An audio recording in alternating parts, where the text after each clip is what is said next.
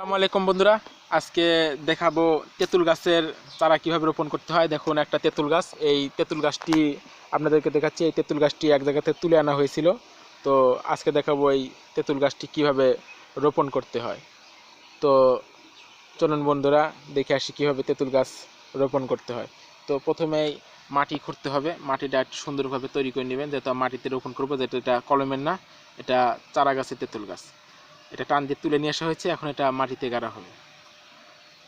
আর কাজটি অবশ্যই আপনার বিকালবেলাতে করবেন, কিন্তু যেহেতু এখন রোদ, আমাদেরকে রোদের মধ্যেই করতে হবে। যাই হোক, তুলে আনার পর যত দ্রুত সম্ভব রোপণের চেষ্টা করবেন।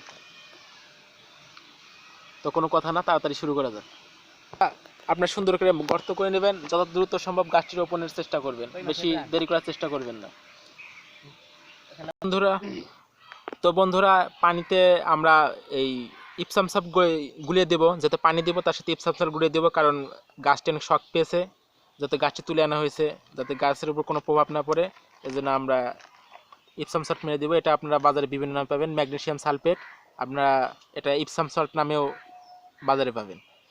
এটা বিভিন্ন কোম্পানি বিভিন্ন নামে তৈরি করে। তো চলুন পানিতে গুলে নেওয়া যাক ইপসাম সল্ট। দেখুন বন্ধুরা কীভাবে গুলতে হয়। তো বন্ধুরা, এত গাছের জন্য, এত পানির জন্য এটুকুই ইপসাম সল্ট দিয়ে দিবেন।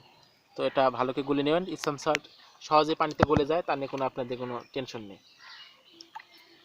সুন্দর করে পানিতে গুলিয়ে নেবেন। তো আমাদের ইপসাম সল্ট গুলার কাজ শেষ। এবার চলুন গাছটি রোপণ করা যাক। তো গাছটি দিয়ে মাটি দেওয়া সুন্দর করে চাপা দিয়ে দেব। গাছটির কন্ডিশন একটু সোজাসুজিভাবে রেখে, হ্যাঁ একটু তাড়াতাড়ি, গাছের অবস্থা কিন্তু খারাপ হয়ে যাচ্ছে।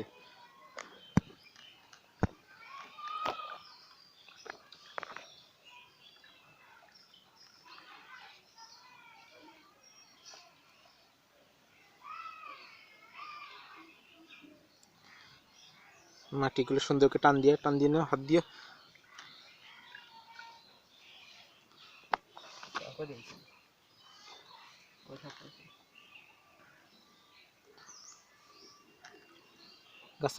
গাছটা একটু সোজাসুজি রেখে আপনারা গাছটি রোদ্রে রাখার চেষ্টা করবেন।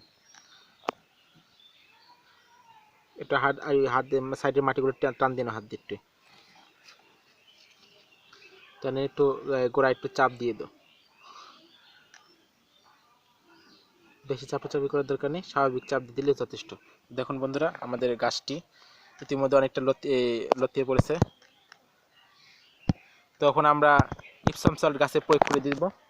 ইপসাম সল্টটা তো দেখি আস্তে আস্তে গাছের গোড়ায় দিয়ে দিব আমরা। তো ইপসাম সল্টগুলো পানি, যেটা আপনাকে দেখালাম একটু আগে, তো ইপসাম সল্ট সুন্দর করে চারপাশ দিয়ে দিব। এই গাছে কখন কি সার দিতে হয়, কেমন করে কি যত্ন করতে হয়, আমি অন্য কোনো ভিডিওতে আপনাদেরকে দেখানোর চেষ্টা করব। তো আজ এ পর্যন্তই।